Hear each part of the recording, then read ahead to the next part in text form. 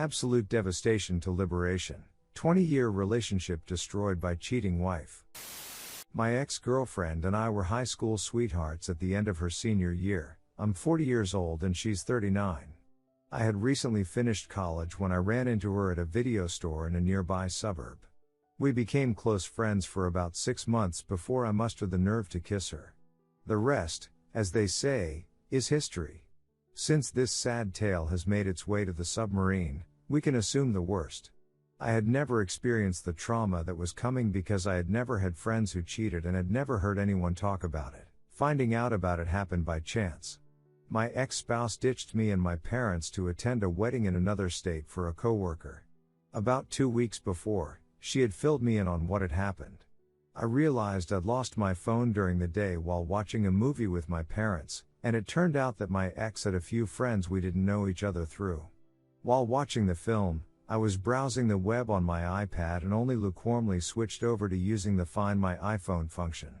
After 10 years of marriage, my wife and I shared many services, including iTunes. The order of the phones was switched, with hers coming up ahead of mine. She wasn't out of the country, but rather staying at a popular hotel brewery in a nearby city.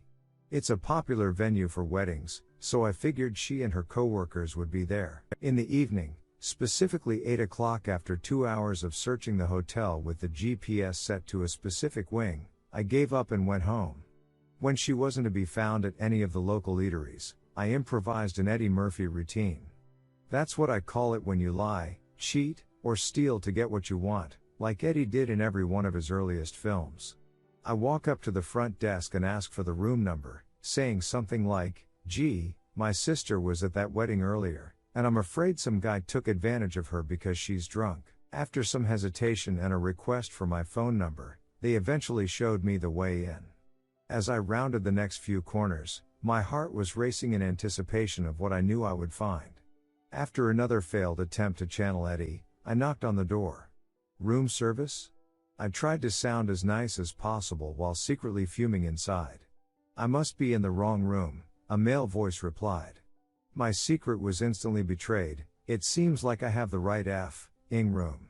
Let's have a chat if you'd just be honest." Finally caught, my cheating spouse begins texting me. She says they'll have to talk in the morning and she won't leave the room until then. "Oh, stay the night with your amour, got it. The restrooms here are located in the hallways, European style, so I waited around for an hour to see if anyone would come out. For the sake of proof, I went and took pictures of her car, and then I went home and cried myself to sleep." She suggested that we meet in a park where there would be lots of people, and I agreed. That is what she actually declared. "I haven't hit you in 20 years or even yelled at you angrily, but now we have to worry about domestic violence." After keeping her waiting, I finally reached the park, only to realize that my initial estimations were still too low. I was prepared to make this work, to fix it, despite getting the cold shoulder the night before. My wife and I have been married for 10 to 11 years, so I came with an open mind and an expectation of regret. She apologizes profusely, and her sobs reveal that she really just feels bad that she was discovered. How I learned it made her snicker when I told her.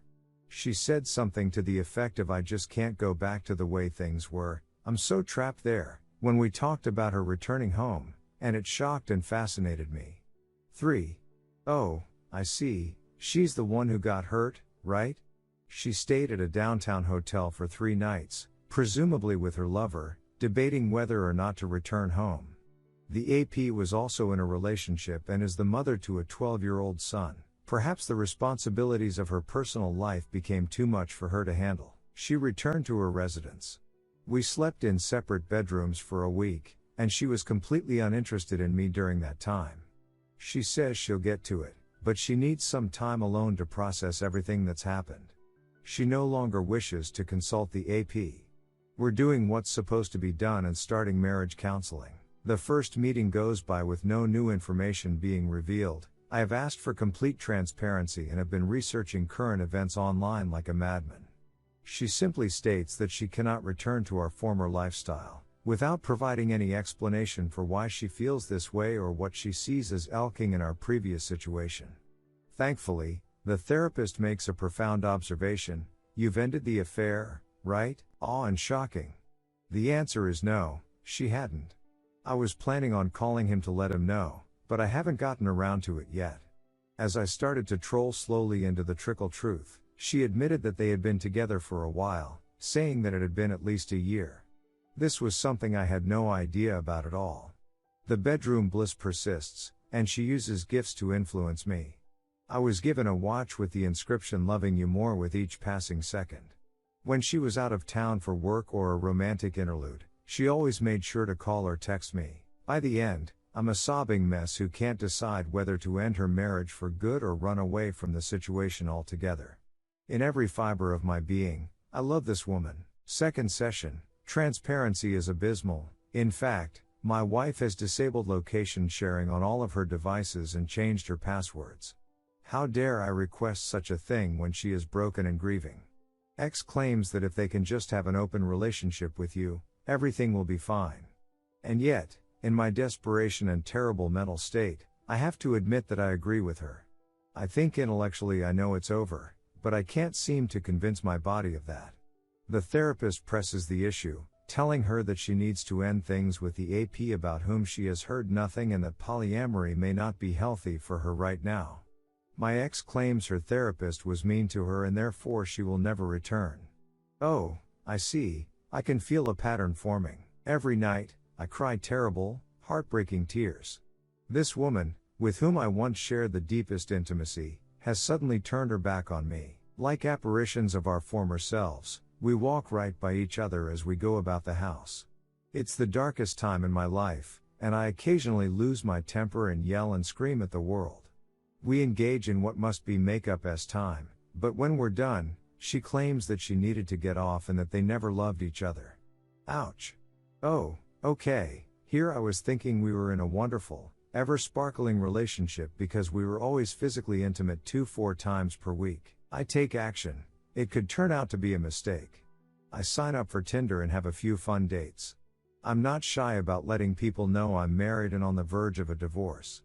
Before we even met, I was completely open and honest.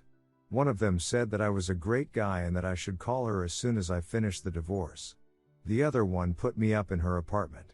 I now regret not waiting, as my ex has ammunition and some justification for the affair. I'm almost done with the wild ride, so hang tight and we'll get there in a second. That very same weekend, she goes on an open camping trip with her AP and, in the interest of full disclosure, she tells me about it. Meanwhile, that doesn't prove my other questions. As a result of this setup, I maintained my low self-esteem and slept with the Tinder crush. Monday comes and I've had enough, but surprisingly I'm still willing to work through it and repair the marriage that isn't there. WS leaves for a business trip, and at this point I have absolutely no idea what is going on and zero trust in him. Before she gets home, I give her a call and tell her, "You leave this man, you commit to loving me, you rebuild this trust immediately, or I'm leaving." As an explanation, she said she wasn't confident in her ability to do everything listed. It's a disaster that requires a cleanup crew, not a marriage. The dog and I pack up our belongings and head to a friend's house while she's away. She was shocked when I told her I was moving out. She had not expected me to follow through. Experiment in insanity, to say the least. After nearly 2 months of dealing with this, I warned her that she needed to make a choice quickly. There came a point where I could no longer tolerate living with her, and that point is rapidly approaching. The likelihood of a divorce being finalized in the next 2 months was high, I told her. She had done nothing to win me over, and all she had done was insult me out of her own selfishness and an insatiable desire for male approval. As a response, she blamed me for uncovering the affair. She claimed that she was content staying at home with us and would have continued to play the role of good wife for the rest of their lives if I hadn't discovered the truth. What I heard on the phone sickened me to the point of near insanity. Where had I heard their name before? With whom I spent the majority of my waking hours? Who cared so little about me that I was merely a disposable item, or at best a means to satisfy her whims? Retracting her steps, she exclaimed, "The two of us might develop into something more meaningful thanks to this, and we might even enjoy going on dates and looking forward to reuniting in the future. We'll get back together if it's meant to be." What the heck is going on here, man? I was getting nothing but a horrible shell of a human from this person, and even in my broken state I knew that love is a practice and that relationships take work. I made another attempt to meet with her about a week later. She wanted to talk about the divorce. In the end, all she wanted to do was flirt with me and then steer the conversation. She'd tell me she loved me, then push me away if I reached out for her leg. She had done the insane thing of moving out since I had, getting a nice city apartment just a couple blocks from the bar we happened to be at, and paying double rent. I offered to walk her to her new place, but she scoffed and said she'd be fine on her own. It's fine, I guess. I've been your husband for almost 11 years, and we've been together for 20, but now I can't even touch your leg or walk you home. I cried harder than I ever had before that night, alone with the dog in my new rented room at a friend's house. In this case, it wasn't about what I wanted or needed, but rather that I knew it was over. The woman I loved was gone, and while the rose-colored glasses may have been off, I realized it was in my best interest to cut this person out of my life permanently. I felt like a complete failure because I had loved this person with all my heart for many years and had always assumed that my feelings were returned. My therapist and many of you have told me that I was the lobster in the pot. For some reason, I ignored the warning signs that she had a problem with my friends or that her friends didn't like me. When she would bring me in close and show me off like a trophy, I didn't think twice about it because okay, I'm kind of fit and handsome. When she started constantly disappearing for work, I didn't think twice about it. When I asked her how she felt and if there was anything that could improve our relationship, I didn't see any either. A part of it was the love in her eyes, but I can also see now that she was manipulating me in nasty ways. For her, it seemed like there was always something missing. Nothing I did at work, in our home, or on the house counted.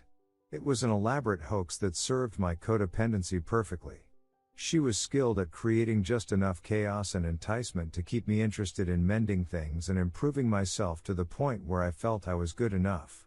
I didn't need her to love me back. My love would be enough for us both. After giving it some thought, I decided that the divorce was happening, and that, given her bizarre demeanor, I would be the one to file the necessary paperwork. You've only seen the awakening thus far, the claws are about to come out. I wish I could end this mega rant here. It had been 3 weeks since we last spoke, and in that time I had come to terms with my life choices. Friends have encircled me, and now I'm making progress and getting some answers. I see now what a trap it was, and I've decided for sure that we won't be getting back together. Ring. Ring. What the heck, I wonder who that is. It's me, WS. We were supposed to have coffee and talk about all the divorce paperwork and how to make it less complicated.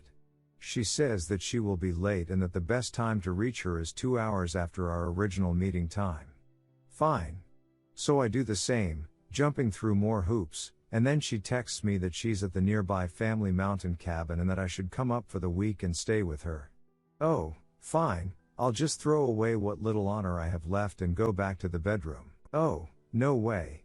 Do not send us. After explaining why it was more important for me to focus on getting through the divorce, I politely decline the invitation. She becomes flustered and, oddly enough, angry, when I don't immediately come running up to the cabin.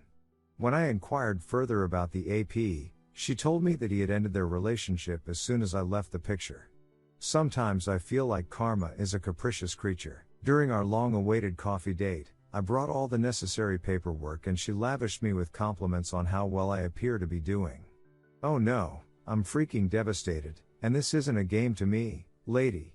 We discussed the terms of our property division, in which she claims to be entitled to more than half of the house, and in which I agree not to touch her 401k in exchange for her letting me keep the business I've worked so hard to build over the past decade. I plan to continue using her health care plan throughout the divorce, and we'll get this matter settled as soon as possible. And as I turn to leave, she comes after me and follows me to my car, muttering something. Turning on my heel, I inquire if she has anything to contribute. I'm desperately looking for an expression of regret, some remnant of the person I once believed loved me. In a question-like expression, it blurts out, I'm sorry? To what end? So, I respond, I'm sorry for what I did, and that's why I'm saying this. 4. The words sounded like they were spoken by the quietest mouse in Zootopia's largest church. It was a nice try, but it stank of surprise at being caught rather than contrition. This was useful because it confirmed my suspicions and clarified my position. She wasn't sad because of anything she did, but because her cover was blown and she couldn't have the man who would do anything for her anymore. That would be the last time anyone apologized to me. She pauses for me to figure out what she means by asking about our story's trajectory. I mean, seriously, what are we supposed to tell people? Is our story that we mutually decided to see other people, or that something else happened, or what? Oh, right, holy cow. You can make up whatever you like about our story, but I'm telling the truth to anyone who will listen. You did it to me, you walked out on our wedding, and now you want your cake. I don't need to make up a backstory just to make myself feel better anymore. I've had enough. Okay, bye. As I cross the street to leave, a train comes and abruptly ends our conversation. Upon learning of the divorce, I text her entire family to explain what happened. Claws like a Wolverine, that's right. Knowing there was no good way to make up and that the relationship wasn't healthy to begin with, I was relieved to close the door. Several more devastating events occurred to me as my divorce was progressing. A full blast from a double-barreled shotgun struck me. My wife and I had a flood on Super Bowl Sunday 3 months before D-Day while she was away on one of her business or S-time trips. When I returned from visiting a friend, I discovered half a foot of water in our garage. When I called to tell her about the disaster, it sounded like she was right next door, even though she was ostensibly in Amsterdam, where some field offices were located. In either case, she starts yelling at me to fix it, so I should have hurried to Home Depot in the store's closing minutes to pick up a sump pump to clear the driveway of water. Fortunately, our garage was the lowest point of the property and connected to a finished basement, but water has completely flooded the garage and is dangerously close to surmounting the threshold leading inside. I reach out to a pal who is both a landscape architect and a general handyman. Even though we work until midnight to fill sandbags, we're being thwarted by the heaviest rainfall in recorded history. We managed to hold off the water for a short while, but the property is about to be submerged again due to the year's unprecedented rainfall totals. We devise a plan to divert the water from the driveway into the utility room in my basement, where there is a drain to bring the water over. We use garden hoses that are 60 feet in length, and I pull on them using my lungs. Indeed, it does the trick. A steady stream of groundwater, measured in gallons per minute, also flows down my throat and into the drain. Even though the driveway continues to fill, it no longer floods. I was able to use the time to bail water from around the house that was up to my calf using a shop vac, hauling up about 5 gallons at a time. The water from one of our leaking gutters is not making it to the French drain, but rather the driveway. After 3 hours of filling, a large trash can will overflow with rainwater unless I empty it. I've been awake for 24 hours and drenched in rain and water to ensure that nothing bad happens while I'm sleeping. I set an alarm to wake up and evacuate the following morning. I rush to Home Depot to pick up an electric pump, and it ends up being the thing that saves the day. It only takes about 3 hours for this tiny $50 or less pump to completely relocate the driveway down the street to run off. Yes, there was a calf-to-knee deep pool of nearly 9,000 gallons of it in my driveway that very day. I go to work and complain to my landlord, who owns a building company, to remove the moisture from the drywall and the building. He immediately contacts his disaster team, which dispatches free industrial dehumidifiers to the residents. When my WS gets home from work, the pump has been running in the driveway for a few days. She begins to tell me that I shouldn't have told her until she got back from work because I was causing her unnecessary stress. First, she tells me that the pump in the driveway is like so embarrassing and that if I don't move it, she will. Oh, okay. Thought you'd want to know about the possibility of losing the house and almost causing $40,000 in potential damages. It's important to note that the rain hasn't stopped. The house is still being threatened by flooding. And my neighbors have offered assistance. When I get home from an early morning appointment, I find that the pump has been relocated to the garage. WTF? Rain stops falling long enough for me to fix the gutters, and the water level goes down. The following week, I suddenly become ill with a terrible flu that won't go away. Every spring on Saturdays, I begin the day by watching movies and relaxing. Around 2 p.m., despite taking over-the-counter pain relievers, my chest pain returns with a vengeance. My WS and I have been discussing the situation as I feel it is becoming more critical. Why don't you try to look after yourself? If you need to go to the emergency room, I'll come along, but I won't be driving. Thanks so much for offering to accompany me to the hospital, but I'll get there on my own. The emergency room is where I end up, so I check in there. My oxygen levels have dropped slightly, but nobody seems worried about it when I arrive. It's been over 3 hours now, and the waiting has made my chest hurt to the point where I have trouble breathing. I stagger up to the front desk, almost falling over, because my ex won't even ask anyone to see me.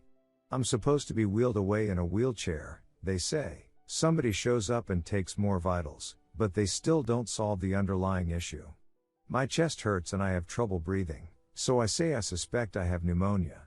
They downplay the severity of the situation, saying probably not, and transferring me to a stretcher in an empty room. After another hour of waiting, I am completely befuddled and can hardly keep my airway open. My ex's only response has been to stare at me with cold, pleading eyes. To the dismay of the woman around me, I start shouting help. Someone help me. Over and over. It makes no difference to me.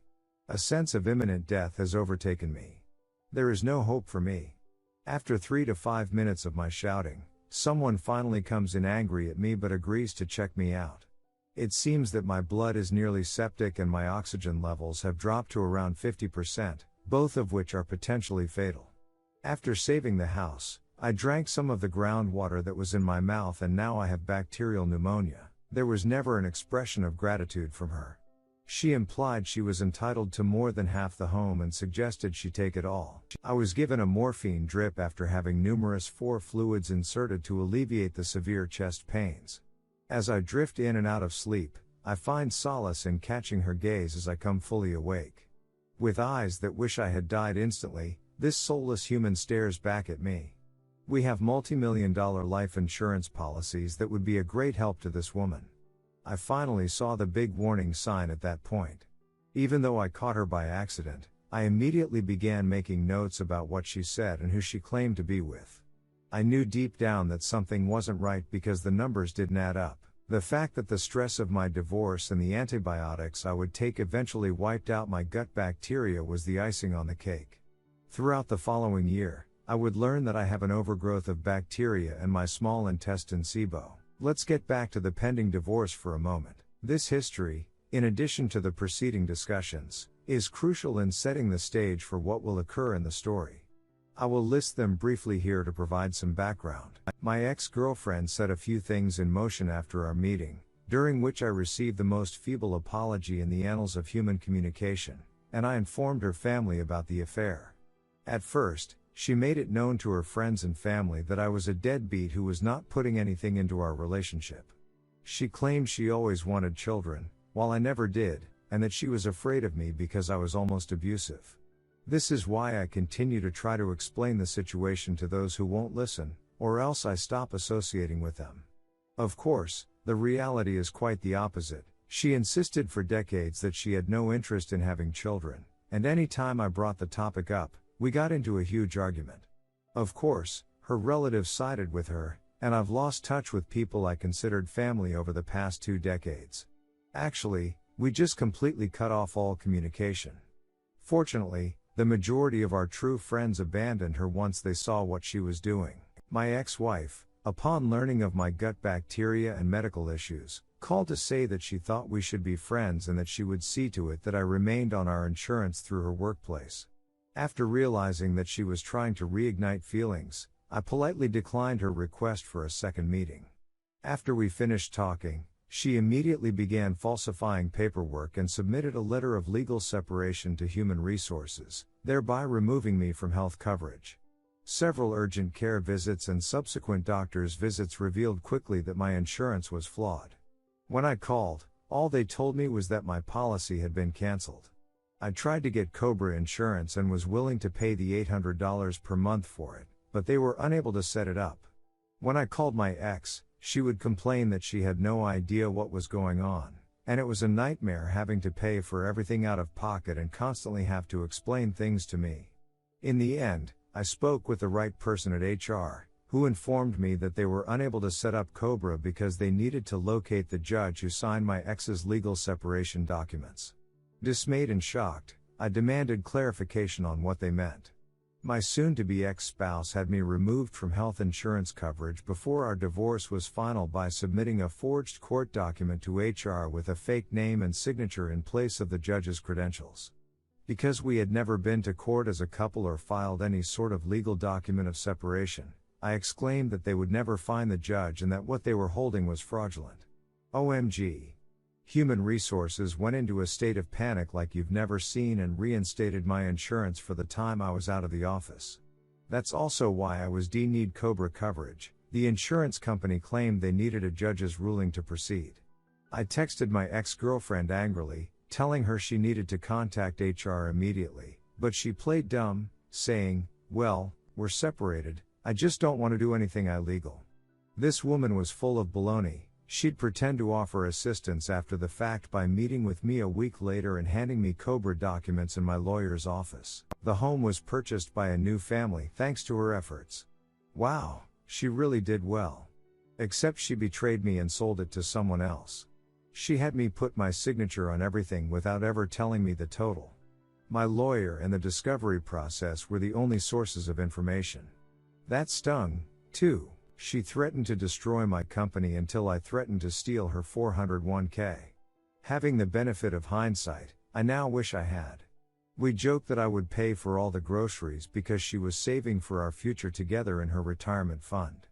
Being self-employed meant that my retirement savings efforts were not matched by my employer, so unlike hers, mine did not grow into a sizable nest egg. She was prepared to completely destroy my company as well, but luckily for me, she was too cheap to hire a lawyer, so I was able to shield my assets and assure her that any judge would uphold my request to keep my business and steal her 401k. She still tells people I didn't want kids even though I have one, and it breaks my mom's heart because she knows the truth. She got pregnant with the AP's kid as if to prove her ridiculous story.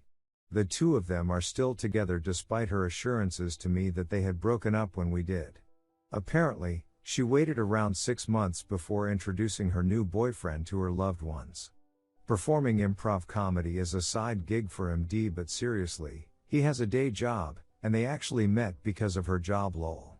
One of his Facebook cyberstalking friends told me everything and was so sweet about it, apologizing and saying they are both disgusting people. 2 years later, in April of this year, I noticed some strange charges from the IRS totaling $12,000. Incredulous at the results, I contact my bank and accountant.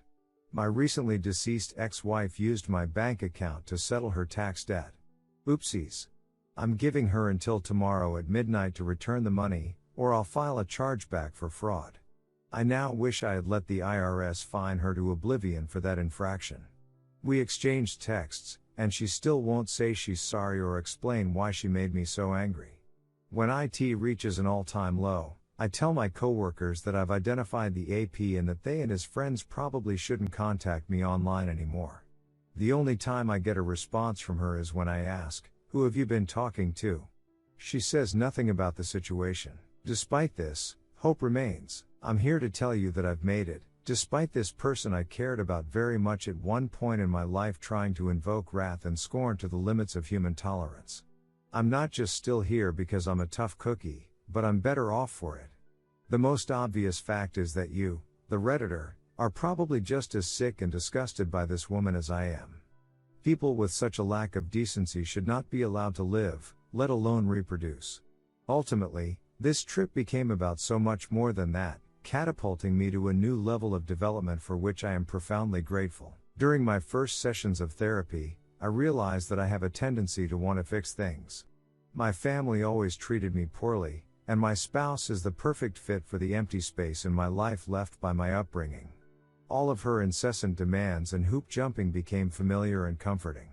I was never who I claimed to be in my relationships with her because I was constantly adapting to be the person I thought would bring her the most joy.